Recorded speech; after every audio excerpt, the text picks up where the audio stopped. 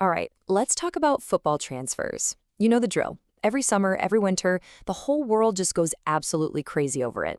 We see clubs dropping these just eye-watering sums of money to sign the next big thing, right? The player they hope is going to be the key to winning it all. But what if I told you the biggest price tags are actually the biggest gambles? Just look at this number, 222 million euros. That is what PSG paid for Neymar back in 2017.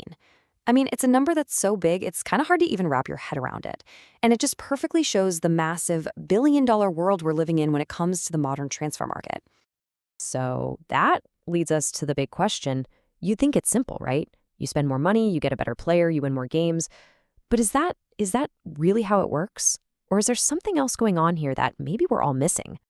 Okay, so to really get why this gamble fails so often, we first have to understand why they take it.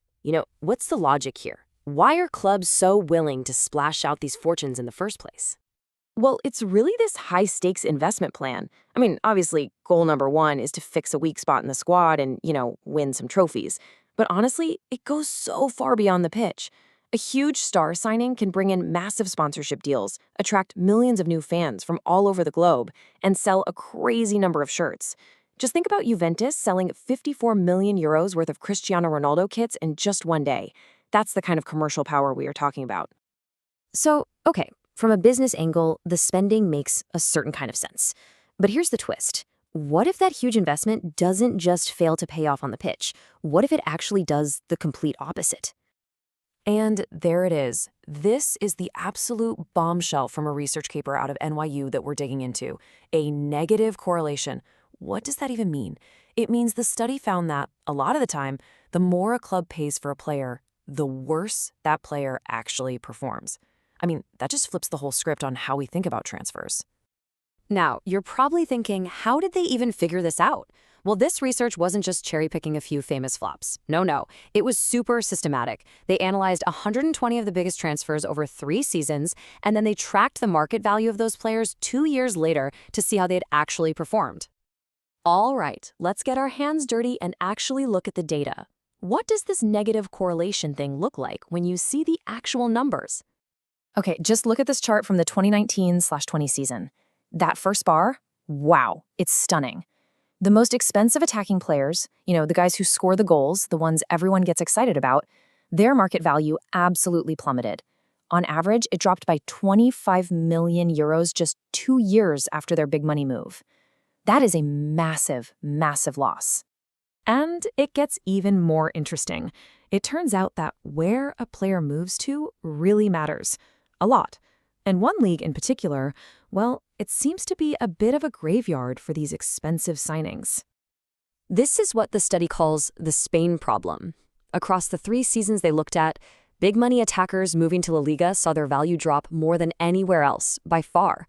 We're talking an average dip of around 30 million euros. For a league that's famous for its superstar clubs, that is a truly staggering trend. So we've seen the what, that these huge transfers often don't work out. But now for the really interesting part, the why. What is actually causing this to happen over and over again? The research boils it down to 3 big things. First, just the insane psychological weight of that price tag. Imagine feeling like you have to prove you're worth 100 million euros with every single touch of the ball. That pressure can just totally crush a player's natural game. Second, you've got the tactical mismatch. A player can be an absolute world beater in one system, but you drop them into a new team that plays a completely different way, and suddenly they look lost. And finally, there's the simple human element. Moving to a new country, a new culture, not getting along with the coach, all of that can completely derail a player's performance. And that tactical problem? Barcelona is the perfect example. They spent absolute fortunes on Griezmann and Coutinho, 2 of the best players on the planet at the time. But what happened? They were often forced to play out of their best positions just to fit in with other stars. The club bought these incredible players but had no clear plan on how to actually use them. And surprise, surprise, their performance and their value tanked as a result. So if just throwing money at the most famous player is such a huge risk, what's the smarter play? How should clubs actually be trying to build a winning team? The paper points to a solution you might have heard of before: data-driven transfers. Yep, it's basically Moneyball, but for football. So instead of just chasing the biggest, flashiest name, Teams use deep data analysis to find players whose specific skills are a perfect match for the way they want to play. And this right here, this is the huge shift in thinking. The old way was just about collecting superstars, like they were trading cards. The new way is about building a team that actually makes sense, where every single piece fits together. It's not about buying the best players, it's about buying the right players. And look, this isn't just some theory. The research points to Liverpool as the prime example of a club that has absolutely mastered this approach. They have consistently found undervalued players who are a perfect fit for their system, and it's led to incredible success, winning the Premier League, winning the Champions League, all without having to break the bank every single time. So what this all really boils down to is a pretty simple and kind of surprising truth.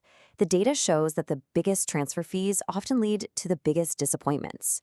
The future, it seems, is in smarter, data-led recruiting. So that leaves us with one final question for you. The next time you see your club linked with some 9-figure superstar, are you going to be excited? Or are you going to wonder if they're making the smart play or just the big splash?